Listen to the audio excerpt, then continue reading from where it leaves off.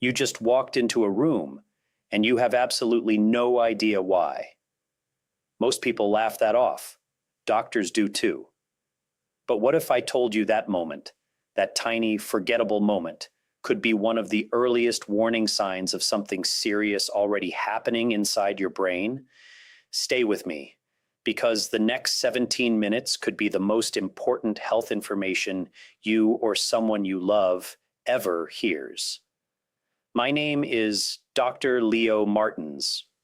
Today, we're talking about dementia, not in the scary, clinical, nothing you can do way you've probably heard before, but in a real, honest, practical way. Because here's what most videos won't tell you. Dementia doesn't start the way people think it does. It doesn't begin with forgetting your grandchildren's names. It begins years, sometimes decades, earlier, with signs so subtle, so easy to dismiss, that millions of people miss them entirely. And the window to slow it down? That window is open right now, but it doesn't stay open forever. If you want health explained in plain, simple language, subscribe and hit the like button. It helps more people find this channel. So whether you're watching this for yourself, for a parent, a spouse, or a friend, this video is for you. Let's get right into it. Before we talk about signs, let's clear something up, because there is so much confusion around this word. Dementia is not a single disease. It's an umbrella term, a collection of symptoms that affect memory, thinking, behavior, and the ability to perform everyday activities. Alzheimer's disease is the most common form, accounting for roughly 60 to 80% of all cases. But there's also vascular dementia, Lewy body dementia, frontotemporal dementia, each one attacking the brain in slightly different ways. And here's what's critical to understand. By the time most people are diagnosed, the disease has already been progressing for 10 to 20 years. 10 to 20 years of changes happening quietly, invisibly, before a single doctor confirms anything. That's not meant to scare you. That's meant to wake you up, because early awareness is the most powerful tool we have. Now, I said there are signs that appear years before diagnosis. I'm going to walk you through 7 silent signs. Some will surprise you. One of them, almost everyone over 60 experiences and ignores completely. Keep watching. Sign number 1 is the one everyone knows, but probably not in the way you think. Yes, memory loss is a hallmark of dementia, but we're not talking about forgetting where you put your phone. We're talking about forgetting information you just learned, asking the same question 3 or 4 times in the same conversation, needing to rely on memory aids, notes, phones, family members, for things you used to handle automatically. There's a line between normal aging and something more concerning. Normal aging might mean taking longer to recall a name. Dementia-related memory loss means you forget the name entirely, and you don't remember forgetting it. That last part is key, the lack of awareness of the lapse. If you're worried you're forgetting things, that self-awareness is actually a good sign. It's when people stop noticing that we need to pay closer attention. Sign number 2 is one that gets dismissed constantly, especially in people who were always sharp. Difficulty following a plan, trouble working with numbers, struggling to follow a recipe they've made 100 times, finding it hard to keep track of bills. One woman I heard about, a retired accountant, someone who managed complex financial statements for 30 years, suddenly couldn't balance her own checkbook. Her family thought she was just tired, getting older, slowing down.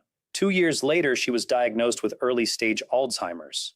The brain's ability to plan, reason, and solve problems is one of the first things affected, long before memory becomes obviously impaired. Pay attention to changes in concentration, taking much longer than usual on tasks that used to be effortless. That's worth noting. Sign 3. This one is particularly heartbreaking to witness. People with early dementia often lose track of dates, seasons, and the passage of time.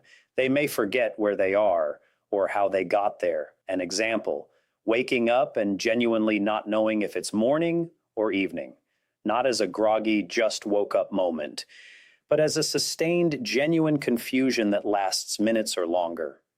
Or going to a familiar grocery store they've visited for years and suddenly feeling completely disoriented. Time and place are anchors for our sense of self. When those anchors start loosening, it's the brain's architecture quietly rearranging itself. We're halfway through the 7 signs, and I promise you, the ones coming up are the ones people miss the most, including a behavioral sign that often gets mistaken for depression or personality change. Don't go anywhere. Sign 4 is one of the least talked about and one of the most revealing. Some people develop difficulty reading, judging distance, determining color or contrast. This can cause problems with driving, not because of eyesight, but because the brain is misprocessing what the eyes see. Someone might walk past a mirror and be startled by their own reflection, not immediately recognizing it as themselves. This symptom often leads to an eye doctor visit first, and when glasses don't fix it, that's when families start to put the pieces together. Sign 5. And this one is incredibly frustrating for the person experiencing it. They stop mid-sentence. They search for a word they've used 10,000 times. They call things by the wrong name, a hand clock instead of a watch, a cooking thing instead of a stove. Following or joining a conversation becomes exhausting. They may withdraw from social situations, not because they want to, but because keeping up feels impossible and embarrassing. And that withdrawal, that isolation, it actually accelerates the decline. We'll talk about why and what to do in a few minutes. Sign 6. Everyone misplaces things, but this is different. A person with early dementia might put objects in completely illogical places and then have no memory of doing so. Glasses in the freezer, a TV remote in a shoe, car keys in the bathroom cabinet. And crucially, they can't retrace their steps to find them. The cognitive trail is simply gone. This is one of the first signs that creates real strain in families. Understanding it as a symptom, not a character flaw, changes everything about how you respond. And sign 7, the one I mentioned that gets mistaken for something else entirely. Personality changes. Someone who was warm and outgoing becomes withdrawn and suspicious.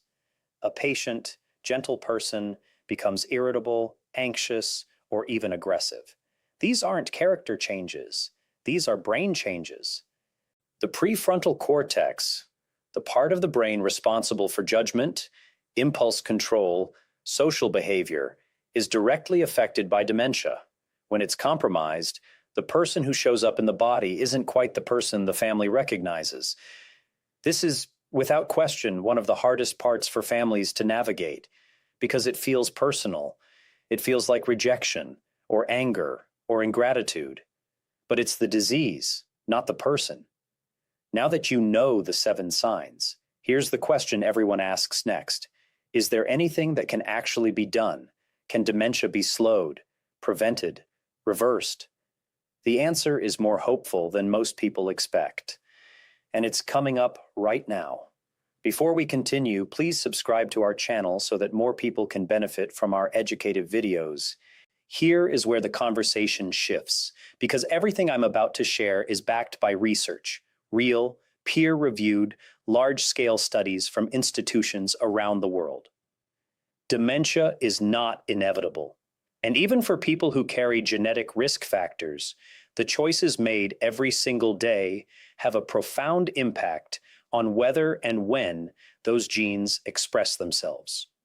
Let's talk about what the science actually says. Movement is the single most powerful brain protective intervention we have. A landmark study published in The Lancet found that physical inactivity is one of the top modifiable risk factors for dementia. People who exercise regularly, even moderate walking, 30 minutes a day, 5 days a week, have significantly lower rates of cognitive decline. Why? Because exercise increases blood flow to the brain. It stimulates the production of BDNF, brain-derived neurotrophic factor, essentially a fertilizer for brain cells. It helps grow new neurons. It reduces inflammation. You don't need to run a marathon. You need to move your body consistently. Move every day. This one shocks people. Sleep isn't passive. It's one of the most active and critical periods your brain goes through. During deep sleep, your brain activates a waste clearing system called the glymphatic system. It flushes out toxic proteins, including amyloid beta and tau, the very proteins that accumulate in the brains of Alzheimer's patients. Chronic sleep deprivation doesn't just make you tired, it allows those proteins to build up night after night, year after year. Adults over 60 need 7 to 9 hours of quality sleep. If you're experiencing insomnia, frequent waking, or sleep apnea, please treat this as the medical priority it is. Coming up, the dietary approach that 2 major universities independently identified as reducing dementia risk by up to 53%. That number is extraordinary. Don't skip this part. The MIND Diet Mediterranean-intervention for neurodegenerative delay was developed specifically to protect the aging brain. Researchers at Rush University and Harvard found that people who closely followed this diet had brains that functioned as if they were 7.5 years younger than their chronological age. What does it include? Green leafy vegetables, berries, especially blueberries and strawberries, nuts, olive oil, fish, whole grains, beans, poultry. You don't have to follow it perfectly. Even moderate adherence showed significant protective effects. This is not about perfection. It's about consistent daily choices. Your brain is like a muscle. Use it or lose it is not a cliche. It is a neurological reality. The concept of cognitive reserve describes the brain's resilience, its ability to adapt and compensate when damage begins to occur. How do you build it? Read, learn a new language, play a musical instrument, take up chess or bridge, do crosswords or Sudoku, take a class in something you've never studied. The novelty matters. Activities that challenge you are the ones that build the most reserve. Social isolation is the one most people underestimate most severely, but clinically is one of the most significant risk factors for cognitive decline. Studies consistently show that loneliness accelerates brain aging. If you know someone who has been pulling away, reach out, visit, call, sit with them. You don't need to discuss anything profound. Your presence is the medicine. Coming up, I want to speak directly to everyone watching this, not for themselves, but for someone they love. Stay with me. If you are caring for someone with dementia, a parent, a spouse, a sibling, what I'm about to say is something I need you to hear. You are doing one of the hardest things a human being can do. Dementia caregiving is described by researchers as the long goodbye, because the person is still there, physically present, but pieces of who they were keep shifting, and grief comes in waves, long before death. Caregiver burnout is real, it is serious, and it is wildly under-acknowledged. Studies show that dementia caregivers have higher rates of depression, anxiety, and physical illness than the general population. You cannot pour from an empty vessel. Taking care of yourself is not selfish, it is required, it is part of caregiving. Ask for help, accept help when it's offered. Join a caregiver support group. Use respite care without guilt. Talk to your doctor about your own stress levels. The person you're caring for needs you healthy, present, whole. I want to end with something that I think is the most important thing said in this entire video, and it's something most health channels never talk about. Keep watching. We live in a culture that is deeply, profoundly uncomfortable with aging. We avoid the conversation. We change the subject. We say they're fine when they're clearly not. We wait, we hope, we deny. But here's what I want you to take from today. A diagnosis of dementia is not the end of the story. People live with early-stage dementia for years, sometimes a decade or more, with quality of life, connection, joy, and meaning. Have the conversation with your family. Talk about what you want. Make your wishes known. Legal documents, medical preferences, living arrangements. Not because the worst is coming tomorrow, but because planning is an act of love. Get evaluated if you're concerned. A simple cognitive assessment with your doctor is not a sentence, it's information. And information gives you power. The most dangerous thing about dementia is not the disease itself, it's the silence around it. You watch this entire video, that tells me something about you.